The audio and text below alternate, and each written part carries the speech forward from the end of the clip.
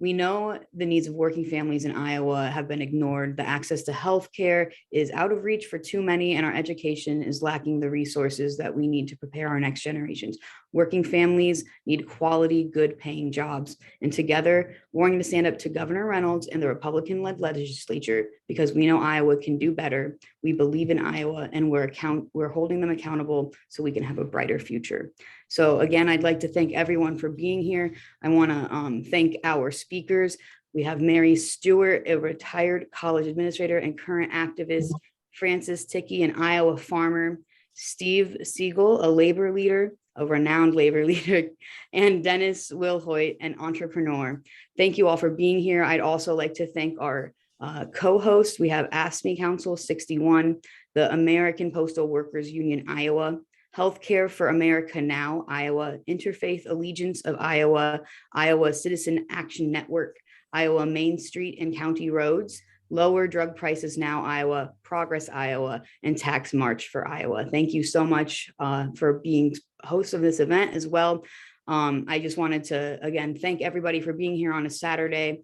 We're going to we're going to kick off with Mary Stewart, and then we're going to go through the rest of our speakers. We will allow for a short Q&A.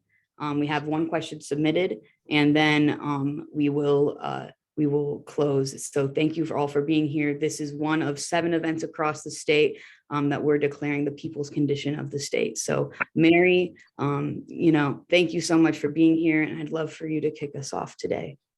Thank you, Sam, and thanks to Progress Iowa and all the co-sponsoring organizations that are making these events possible across the state. And I want to thank everyone who will eventually maybe have the opportunity to hear this message, from my friends and neighbors and other Iowans who are as interested as I am and as you are in the future of this state. I think what we want to talk about a little bit today is what's needed to keep the people of Iowa safe and secure, despite what at best could be seen as some misguided leadership we are currently experiencing under the Republican legislature and Governor Reynolds.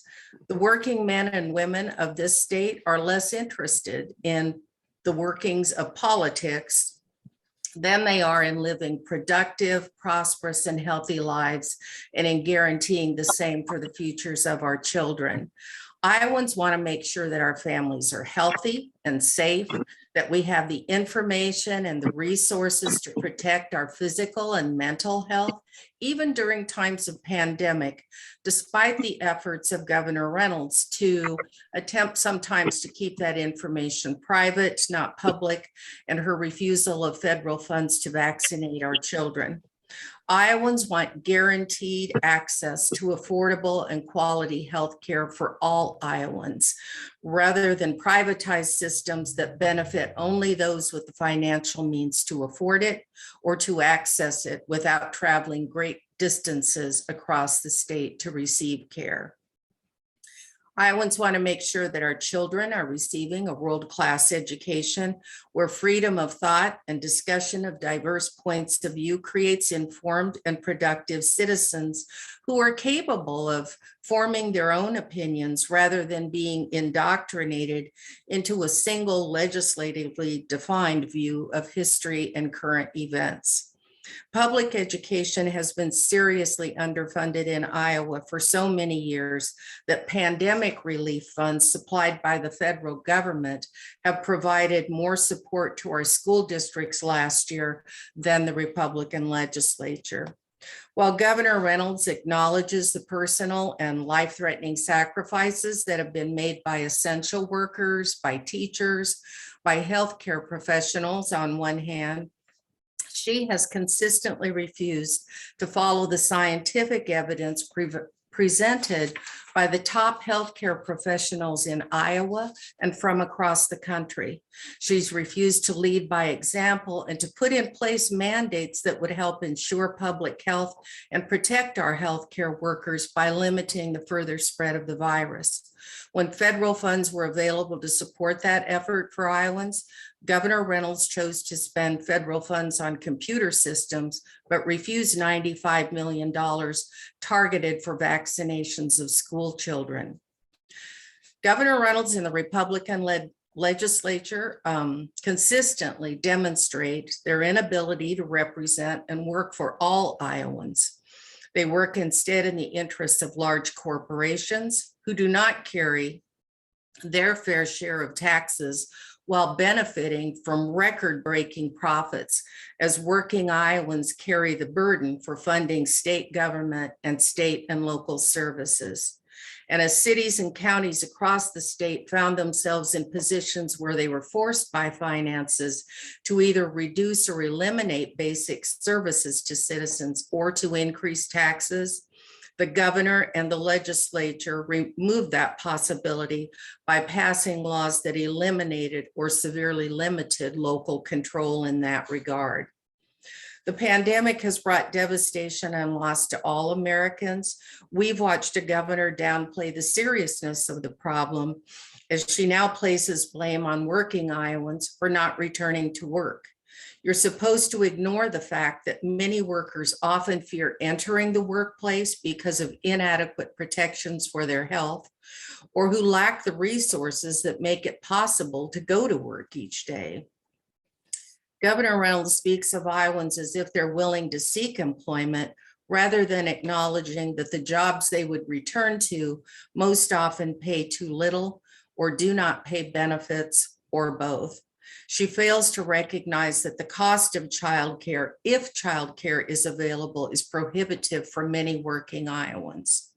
Hopefully that is something that a bipartisan legislature could begin to work on this year. Iowans need a governor and a legislature that represents all of us, and that does not prioritize the needs of corporations and private donors over the needs of the people. We need transparency in government and not a legislature and a governor who limit public input, who pass the most drastic legislation under cover of darkness, and who fight against citizens and the media for access to public information. Iowa's large corporations saw record high profits during the pandemic, while ordinary Iowans and small businesses struggled to pay rent, to make house payments, or to pay for groceries and medical care. Iowans are hurting while big companies are making record profits at our expense. Iowans work hard to take care of our families. We want leaders who share in that with us. We want leaders who will do what's right for all of us so that we can do our best. We deserve a governor who values our families and who does what's right. If Governor Reynolds won't, then we each need to take responsibility to make that happen by speaking up, by standing up, and by standing together and holding Governor Reynolds and the Republican legislature accountable. The well-being of Iowa and Iowans should not be a partisan issue. Governor Reynolds needs to stop playing politics and start representing every Iowan rather than the extreme elements of the political party. This shouldn't be about politics. This is about what's good for all Iowans, and not about what is good only for the oversized influence of big money and large corporations attempting to control our local, state, and federal governments. And I'll pass it back to you, Sam. Wow, Mary, thank you so much for that strong message and standing up for Iowans and what we believe in. I really appreciate that. Next, we have Francis Thicke, an Iowa farmer. Thank you so much for being here with us. Francis, I appreciate what you're about to say. Thank you, Sam. So as a farmer and a soil scientist by training, I want to focus on two issues that are really long-term issues here in Iowa. The first one is water quality. We know that we have some big problems in Iowa, and actually the Environmental Protection Commission years ago said Iowa had to have some kind of a plan to fix our water quality problems. So in 2013, finally, they came up with the Iowa Nutrient Reduction Strategy, and it calls for, it targets nitrogen and phosphorus. And the reason for this demand by EPA is because of the dead zone, because our phosphorus and nitrogen go down the rivers and end up creating the dead zone. And so it addressed the nutrient reduction strategy addressed nitrogen and phosphorus, but I want to focus on nitrogen since we've been hearing about that. We've heard about the Des Moines Waterworks and the problems there. And we wonder now, it's been 9 years. Have we made any progress? Well, we haven't made any progress. Dr. Chris Jones from the University of Iowa has been measuring and documenting. He's measured how much nitrogen has been coming down the two rivers that surround Iowa, the Missouri and Mississippi, and he finds that there's now more going down the rivers than before. So we've not made progress. We've had the farm organizations talk a lot about all the new conservation practices that they're trying to put in place. But we never hear about the fact that we're losing ground elsewhere. We're putting more drain tile around the state. So we're kind of just even at best or losing ground. And so the key thing that people don't recognize is that our corn and soybean rotation in Iowa is inherently leaky of nitrogen. It's not so much that we're putting too much nitrogen on, that's a factor. But the truth is that corn and soybeans only grow and have live roots for about 5 months of the year. So most of the year, there are no live roots. So when it rains, nitrate is soluble in water.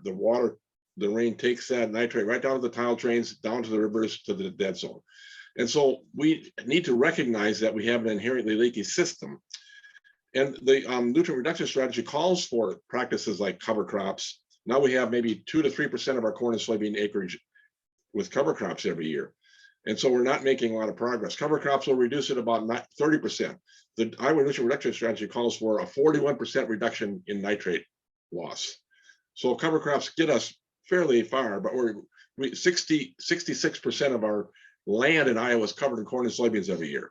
So we have to do something more drastic to make that happen.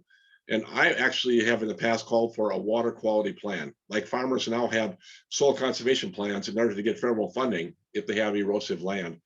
I think we need to put in place a requirement for a water quality plan so that we can predict how much nitrogen and phosphorus we're going to lose, and we can require farmers to change practices in order to meet that goal. I can answer questions later if you have some, but I just want to briefly touch on another issue, and that is the concentrated animal feeding operations called CAFOs. And they're proliferating all across Iowa, and it's really a burden on rural residents. It's not only an issue of smell, it's an issue of health. It's an issue of quality of life, of property values. And it's continuing to grow and grow and grow. The thing is, we don't have any local control. Local county supervisors have no control over where these things are put. Now, there's been an effort recently to put in place a moratorium on the building of new CAFOs. And I believe 20 some counties have supported that resolution to have a moratorium on building new CAFOs until our water quality is improved. So those are two issues. We need to really do something about water quality, not just talk about it. And we need to address this issue of CAFOs, which are really violating the rights and the health of our rural residents. Thank you, Sam. Thank you so much, Francis. A very good, strong call to action. We need to definitely do something, and I appreciate you bringing it up. Not many people talk about it, and they need to. Next, we have Steve Siegel, a labor leader, and I really appreciate you being here with us today, Steve, and sharing your remarks.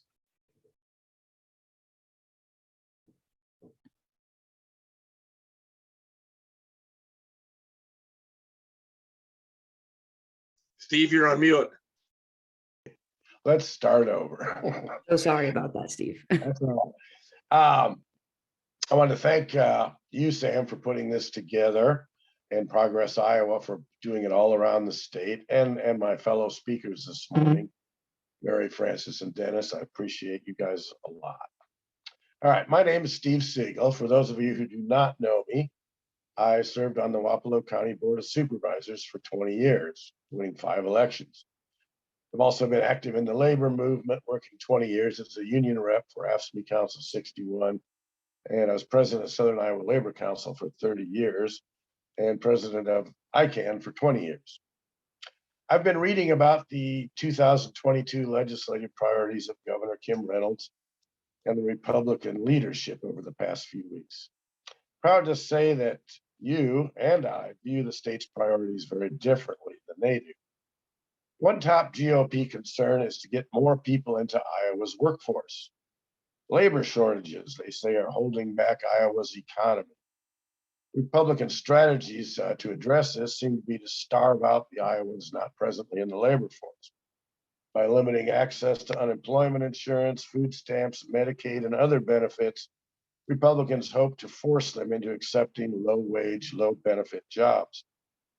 I believe that raising the minimum wage and expanding collective bargaining will be much more effective to solve this problem. Iowa needs to raise its minimum wage for the first time since 2009, 13 years ago, from $7.50 an hour, probably up to $15. In 2016, the Wapello County Board of Supervisors raised our minimum wage to over $10, which we thought was great, step in the right direction. But in early 2017, the new Republican trifecta in Des Moines eliminated county's abilities to raise the minimum wage. So the wage remains at that anemic $7.50 an hour. Recently, many of us were inspired by the United Auto Workers strike against John Deere. The Deere workers were brave enough to go on strike after the company offered minimal wage growth coupled with reductions to health care and pensions. The union workers said no more to a 25-year-old legacy of two-tiered wages and concessionary bargaining. By saying no more and sticking together, they were able to achieve very impressive wage increases and greatly improved benefits. The Iowa General Assembly needs to learn from this if they truly wish to bring more workers into the Iowa workforce. They need to bring back collective bargaining for Iowa's public sector workers.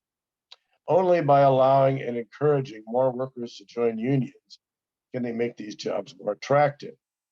Allowing workers some say on their health and safety on the job can only attract more Iowans into teaching, healthcare, and other public sector jobs. They also need to assure adequate health care for all Iowans, paid leave time, and affordable childcare, along with improved wages and expanded collective bargaining. I also hear Iowa Republicans crowing about a huge budget surplus and how this means that we need to cut taxes in Iowa again, especially income taxes. We do have a huge surplus of sorts because of the influx of federal dollars from the CARES Act and soon the infrastructure bill. However, the federal government did not expand these resources to Iowa so that we could reduce taxes for multinational corporations and wealthy Iowans. They intended for us to spend these dollars collectively for the benefit of all Iowans. We need to use these resources to improve public health, such as improved ventilation in schools and other public spaces. Every teacher in Iowa needs a microphone system so that students can clearly understand teachers, even if the teachers are wearing a mask. Our public needs in Iowa remain staggering. As Francis said, we need to invest in clean water a lot. We also need rural broadband improvement, safe streets and roads, expanded state parks, additional OSHA staff to protect workers. The list goes on and on. We must never again force our meatpacking and restaurant workers to work in blatantly unsafe conditions, needlessly risking their lives. We need to place more financial resources into stopping the market manipulations, price gouging, and price fixing that is driving much of our current inflation. After all of this, if we still see a need to reduce taxes, don't reduce or eliminate Iowa's income tax. Reduce the sales tax by a penny or two instead. Reducing income taxes primarily benefits the wealthy and upper income Iowans. Many low income Iowans pay little or no income tax currently, so they would see no benefit from cutting income taxes. Sales taxes, on the other hand, hit low and middle income Iowans much harder. The Iowa General Assembly must invest in all Iowans, not just a wealthy few. Thank you again for this opportunity. Back to you, Sam. Thank you so much, Steve, for your amazing words. As Mary said earlier, definitely a renowned labor leader, and I appreciate everything you have to say today. The closing speaker today, we have Dennis Willhoit, an entrepreneur. Thank you so much for joining us today as well and standing up for what Iowans believe in today, Dennis. I'm excited to hear what you have to say. Thanks, Sam. As you said, my name is Dennis Willhoit, and I grew up here in Wapello County on my family's heritage farm. The family farm has been in continuous operation for 154 years. Today, I manage the farming operation, and I also own 3 small businesses in Wapello County with my husband. So while it may sound gratuitous to say it aloud, I will anyway. My Iowa values run deep. They are as deep and rich as the soil on the farm. They were planted in me by my family and nurtured to maturity by my school teachers and my church leaders.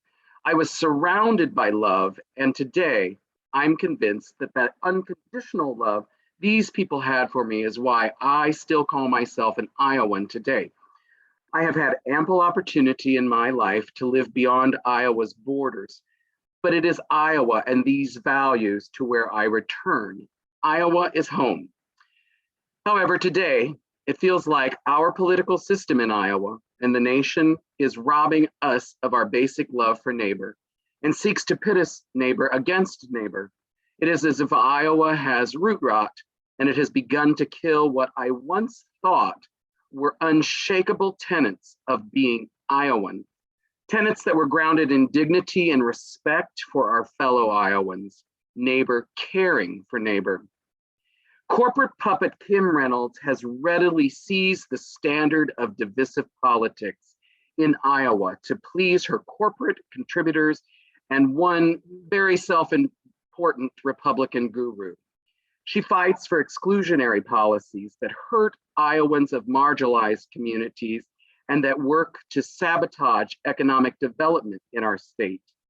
During the final hours of 2021 legislative session, Righteous Reynolds guaranteed that if the legislature could get a bill to her desk banning transgender high school athletes from participation, she would sign it upon arrival. This ridiculous last-minute move certainly pleased her out-of-state corporate puppet masters, but it served to say to the world, Iowa is a state where discrimination will be tolerated. More recently, we have begun to hear about banning books containing either subject matter, characters, or storylines of either students of color or stories around LGBTQ identities, and the possible fining of teachers who use them in their classrooms. Again, Corporate Kim is giddy with excitement and says that she anticipates legislation coming to her during this upcoming session. She fails to understand why representation in literature is important. To her, it's a threat that her societal position and the position of her wealthy, white, cisgendered friends will be weakened if people dissimilar to them are given the tools to understand themselves and their integral role in society more completely. She wants these marginalized groups to stay invisible, and she is willing to take action to enshrine that precise inequality.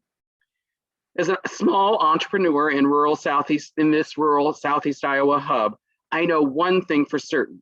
The discriminatory rhetoric of Trump lapdog Reynolds and her cronies and the strangling attitudes they represent pose a distinct danger to this region and this state's economic growth, making it difficult, perhaps impossible, to recruit and retain top talent in our area and our state.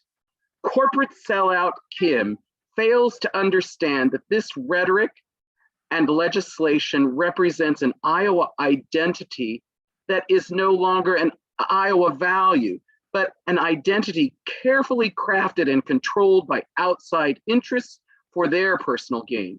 If a person that is part of a marginalized community doesn't see themselves or their employees as a welcome part of our state, then it is easy to mark Iowa off the list to locate a corporate office, a business, take a job, or buy a home. Each time an employer is looking for a CEO, a physician, a nurse, a teacher, a welder, a firefighter, a law enforcement officer, or any walk of life, they are faced with the reality that the best candidates may say no. simply because of the evolving reputation of Iowa as a closed-minded and discriminatory state. Iowans deserve a governor who values each and every Iowan, each and every person in our state. She needs to work for all Iowans, not just the corporations and the puppet masters that supply her legislature with discriminatory boilerplate bills. She needs to work for all our students and help tell their stories. She needs to ensure that our students are surrounded by love and fill them with the confidence to simply be themselves. It is enough. There is no need to hide. There is no need to be ashamed. You are worthy. You are an Iowan. Hold your chin high. Please, Governor Reynolds, don't continue to turn your back on these Iowans. Let them feel the warm embrace of Iowa as I did growing up. Let them be nurtured by caring educators. Let them live their truths. Thank you very much, Sam, for the opportunity today. Thank you very much, Dennis, for an amazing way to close us off as a speaker. I really appreciate everything you had to say, and I'm sure many others do as well. Right now, we have come to our Q&A portion. Very quick one. If there's any Q&A questions that you might have, please put them in the chat. I just typed it in the chat for everyone. If you have any, put that in the chat again. And I have one question that was already submitted, and this is standing to all of our 4 speakers to answer. So I have this quick question for those who are listening or will watch later.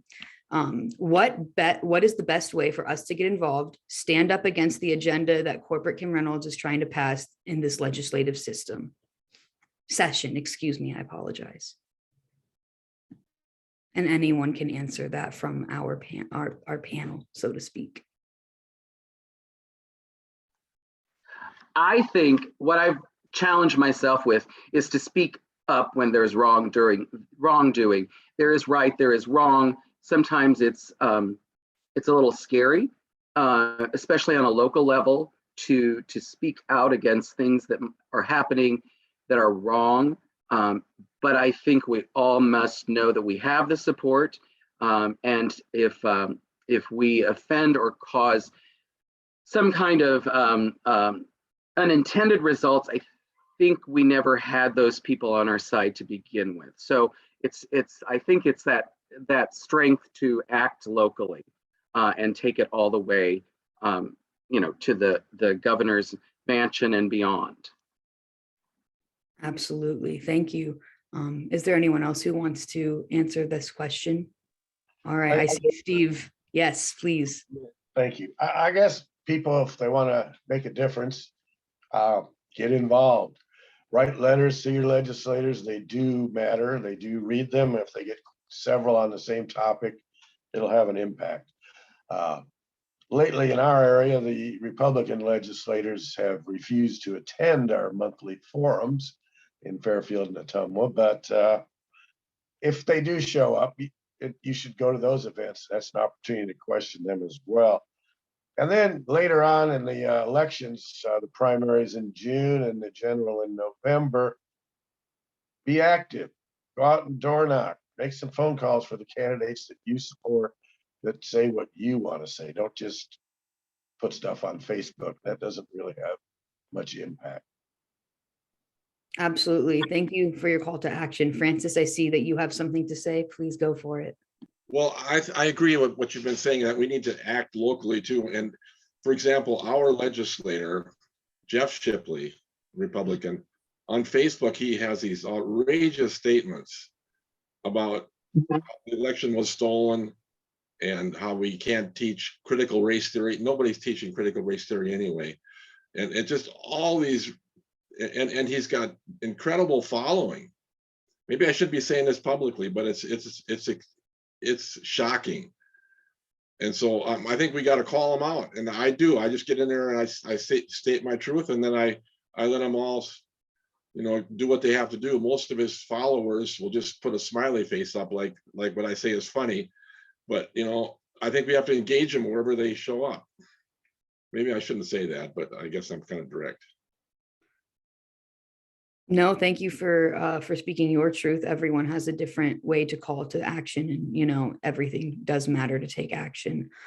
So I appreciate that. It doesn't look like we have any more questions submitted, so I'd like to close out with thanking our hosts. Again, the Ask Me Council 61, the American Postal Workers Union, Iowa, Healthcare for Now, Healthcare America Now, Iowa, Interfaith Allegiance of Iowa, Iowa Citizen Action Network, Iowa Main Streets and County Roads, Lower Drug Prices Now, Iowa, Progress Iowa, and Tax March Iowa. And again, a huge thank you to our speakers, Mary Stewart, a retired college administrator and activist, Francis Thicke, Francis Thicke, and farmer and PhD, and Stephen Siegel, amazing labor leader, and Dennis Willhoit, an entrepreneur and obviously very deep-rooted Iowan. Thank you all for being here. We will be putting this on our YouTube page later on. And if you want to see it, you can follow Progress Iowa on Twitter, Facebook, or Instagram. Thank you so much for joining us here on a Saturday morning. And thank you so much for your time again. Goodbye, everybody.